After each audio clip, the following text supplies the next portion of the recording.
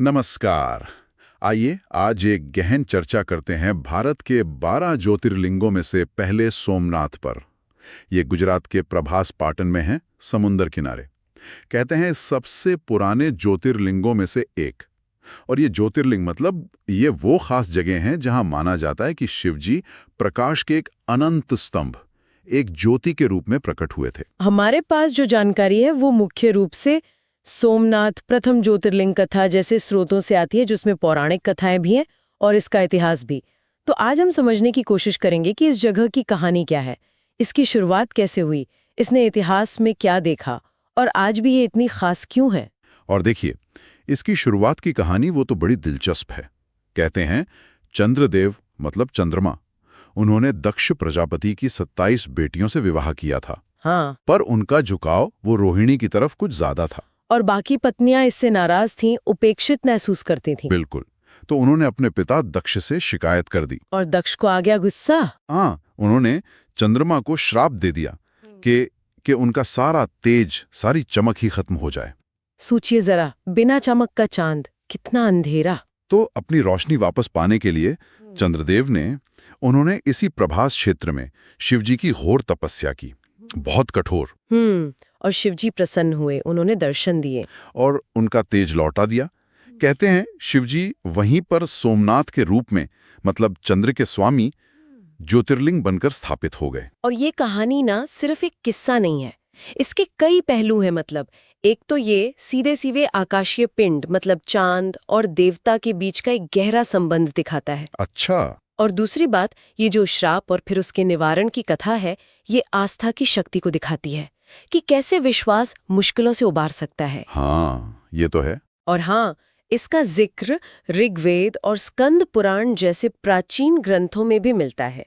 इससे पता चलता है कि ये कहानी हमारी संस्कृति में कितनी रची बसी है। ये शायद सिर्फ चंद्र की रोशनी लौटने की बात नहीं, ये अंधेरे पर उजाले की जीत की एक उम्मीद की कहानी भी है। बिल्कुल। और ये उम्मीद, ये लचीलापन, ये सोमनाथ के पूरे इतिहास में बार बार झलकता है। देखिए, ये जगह सिर्फ आस्था का केंद्र नहीं रही, बाहरी हमलों का निशाना भी बनी। हाँ, कई बार इसे तोड़ा गया। वो 1026 ईस्वी वाला हमला महमूद गजनवी का, वो तो बहुत प्रसिद्ध है। उसने मंदिर को काफी नुकसान पहुंचाया था। और स्रोत ये भी बताते हैं कि शायद मंदिर का जो अपार धन वैभव था, वो भी इन हमलों का एक बड़ा कारण रहा हो। हाँ, ये एक अहम बात है। इतिहास में अगर देखें तो सोमनाथ पर हमले सिर्फ धार्मिक टकराव का नतीजा नहीं थे।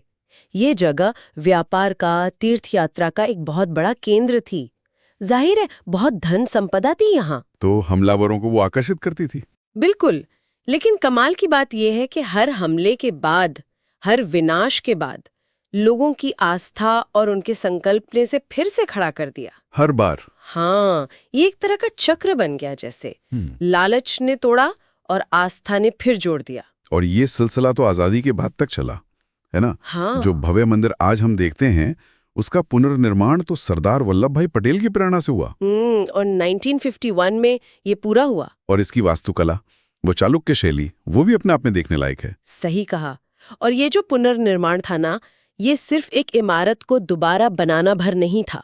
ये एक तरह से भारत की जो सांस्कृतिक पहचान है, जो गौरव है, उसको फिर से स्थापित करने जैसा था। एक प्रतीक था। हाँ, प्रतीक। ये दिखाता है कि जड़ें अगर मजबूत हों तो बड़े से बड़े तूफान के बाद भी पेड़ फिर से खड़ा हो जाता है। ये विनाश और सृजन की एक अनोखी कहानी है सोमनाथ की। और मंदिर की अपनी विशेषताएं भी कम नहीं है। जैसे एक तो ये कि यहाँ का शिवलिंग स्वयंभू माना जाता है। हाँ, मतलब ये अपने आप प्रकट हुआ है। और दिलचस्प बात यह है कि कुछ स्रोतों में इसका जिक्र ऐसे आता है मानो इसमें चंद्रमा जैसी चमक हो। कहानी और हकीकत जैसे जुड़ जाते हैं यहाँ, है ना? बिल्कुल। और इसका समुंदर किनारे होना, वो तो इसे और भी खास बना देता है। सोचिए, एक तरफ अनंत समुंदर और दूसरी तरफ वो अनंत माने जाने वाले शिव का ज्योतिर्लिंग। वाह, प्रकृति और परमात्मा का सीधा मिलन। हाँ। यहाँ के सूर्योदय और सूर्यास्त इसीलिए बहुत मशहूर है। लोग दूर दूर से देखने आते हैं। और त्योहारों का क्या? त्योहार तो यहाँ की जान है। श्रावण का महीना हो या फिर महाशिवरात्रि, यहाँ बड़े मेले लगते हैं, उत्सव होते हैं। ये दिखाता है कि परंपराएं आज भी कितनी जीवंत हैं। सही। ये सिर्फ पत्थर की इमारत नहीं है, ये एक जीता जागता आध्यात्मिक केंद्र है। तो फिर जब हम इन सब गाथों को एक साथ देखते हैं, वो चंद्रमा वाली कहानी, वो बार बार टूटना और फिर उठ खड़ा होना, वो स्वयं भूलिंग की चमक, समुंदर का किनारा और ये आज की रौनक, तो सोमनाथ की क्या तस्वीर उभरती है? एक बड़ी तस्वीर क्या है? हम्म देखिए, तस्वीर उभरती है एक ऐसी जगह की जो सिर्फ पत्थर और पूजा से कहीं ज्यादा गहरी है।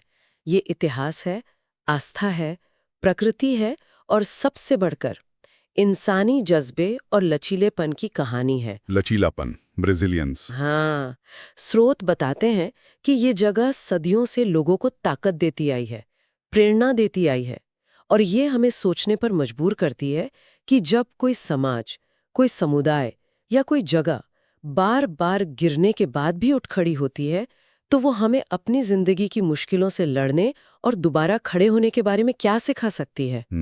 ये गहरा सवाल है। क्या ये सिर्फ आस्था है या कुछ और भी है जो हमें जोड़ता है, जो हमें अंदर से शक्ति देता है? ये सवाल शायद सोमनाथ की यात्रा हमें खुद से पूछने को प्रेरित करती है। इस पर विचार किया जा सकता है।